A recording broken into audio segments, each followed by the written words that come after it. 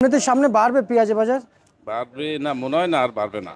যদি ইন্ডিয়ান দেয় তাহলে আর বাড়ার সম্ভাবনা নেই। আচ্ছা, এবার আসি, আমরা যদি এলসি নিয়ে একটু কথা বলি, যে এই মুহূর্তে আসলে এলসি নিয়ে কথা বলছে গভর্নমেন্ট। ঢাকা সাম্বায় থেকে দেশি পেঁয়াজ রসুনের পাইকারি ভাড়ার তালিকা দিকে রয়েছেন ব্যবসায়িক। আসসালামু আলাইকুম। ওয়ালাইকুম আসসালাম। কেমন আছেন? আলহামদুলিল্লাহ আছি, ভালো আছি।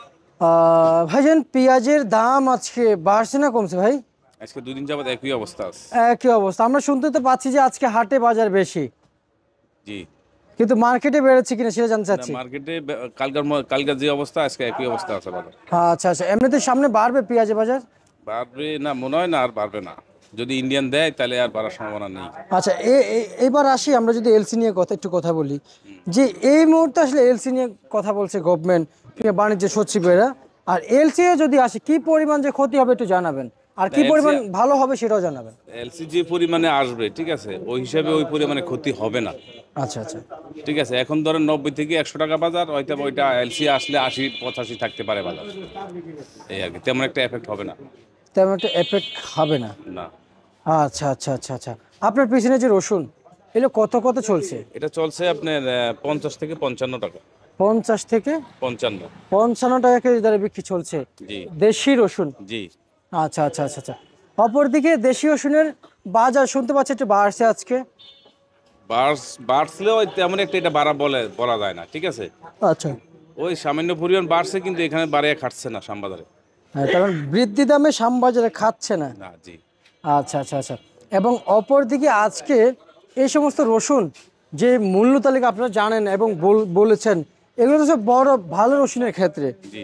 ভাঙা রসুন কত কত চলছে? এটা বিক্রি করছি আপনার 33 থেকে 35 টাকা। 33 থেকে 35 টাকা। আর ফরিদপুর রসুন কত কত চলছে? ফরিদপুরের রসুন এটা ভালো না, 40 টাকা বিক্রি করছে আর কি। আচ্ছা আচ্ছা, চায়না কত কত চলছে?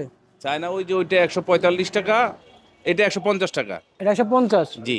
এটা 145, 40 থেকে আর 45। এটা? এটা মানে ড্যাম কোয়ালিটির মাল, ক্লোস্টর নরম হয়ে গেছে, এটা 100 বিক্রি করতেছি 120 টাকা।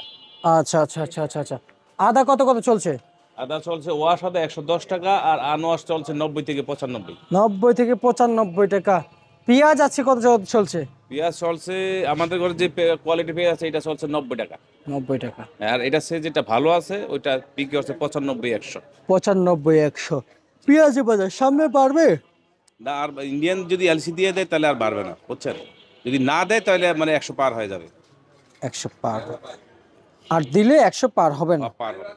আচ্ছা আচ্ছা আচ্ছা, আমি তো ধারণা করা যায়, যেহেতু ব্যবসার সাথে জড়িত আছেন, অনুভব করা যায় যে কি পরিমাণে বাজার থাকবে যদি এলসি আসে? এলসি আসলে বাজার আপনার দেশি পেঁয়াজের বাজার থাকবে আপনার 80 থেকে 85, এর নিচে আসবে না। আচ্ছা, না। তার মানে কৃষক তো 80 টাকা এমনিতে দাবি করছে। হ্যাঁ হ্যাঁ। জি। তাহলে থাকবে কৃষকের, সে যে মূল্য তালিকা আছে সেটা পাবে। পাবে। আচ্ছা আচ্ছা, তার মানে সে বাইরে আর যাবে না। না। বুঝতে পারছি। সুপ্রিয় দর্শক, এ ছিল আজকের সর্বশেষ বাজার তালিকা ঢাকা শ্যামবাজার থেকে।